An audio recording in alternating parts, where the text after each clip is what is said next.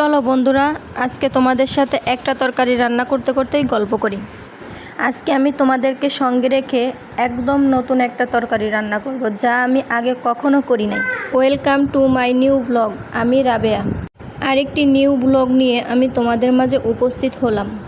আমি নতুন একটা ফ্রাই প্যান কিনেছি, সেই ফ্রাই প্যানটাতেই আমি আজকে রান্না করছি। দেখতেই তো পাচ্ছ, সর্বপ্রথম আমি মশলাটা কষিয়ে নিলাম। মশলা কষানোর মধ্যে এটা ছিল পেঁয়াজ বাটা, রসুন বাটা আর জিরা বাটা, সব কিছু একসাথে মিক্স ছিল।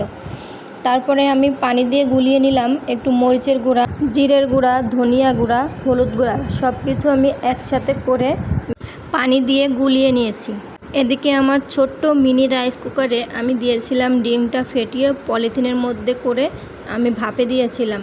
সেইটাই হলো ফেসবুক পেজ থেকে কোন পেজটা থেকে যে আমি এই মিনি কুকারটা নিয়েছিলাম আমার ঠিক মনে নাই। এটা বেশ অনেকটা উপকার দেয়, ছোট ছোট কাজগুলোতে অনেক উপকার হয় আমার।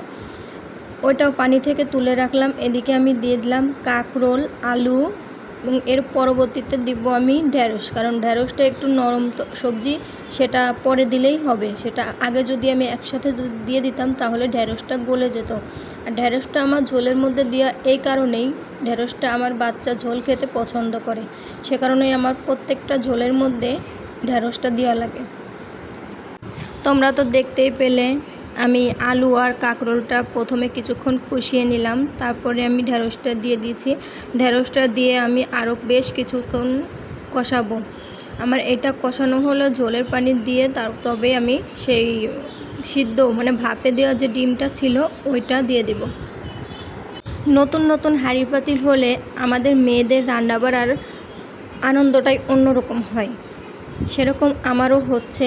আমি ফ্রাই প্যান সেটটা কিনেছি, কেনার পরে আমি একবার একটা পাতিলে রান্না করছি আর সবগুলো পাতিল আমি তুলে রাখছি, কারণ আমার সুন্দর সুন্দর জিনিস নষ্ট করতে মায়া লাগে, কষ্ট লাগে। সুন্দর জিনিস দেখলেই আমার মনে হয় আমি ঘরে সাজিয়ে রাখি, তুলে রাখি। এটা আমার একটা অভ্যাস বলতে পারেন, বদ অভ্যাসও বলতে পারেন, যে যাই বলেন না কেন সেটাই। তবে আমার কাছে খুব ভালো লাগে। আমার কাছে মনে হয় সুন্দর জিনিস আমি ব্যবহার করলে নষ্ট হয়ে যাবে, আর সেটা নষ্ট হয়ে গেলে আমি খুব কষ্ট পাবো। দেখো, পরবর্তীতে আমি ঝোলের পানিটা দিয়ে দিয়েছি। ঝোলের পানিটা দেওয়ার পরে আমি ডিমগুলোও দিয়ে দিচ্ছি এক এক করে, ছোট্ট ছোট্ট টুকরা টুকরা করে কেটে নিচ্ছি। আর এটা রান্না করার পরে যখন বলক উঠবে তখন ফুলে এত বড় বড় হয়ে যাবে, তখন দেখতে অনেক ভালো লাগে। মা রান্না করতো আগে, এটা খেতে অনেক ভালো লাগতো।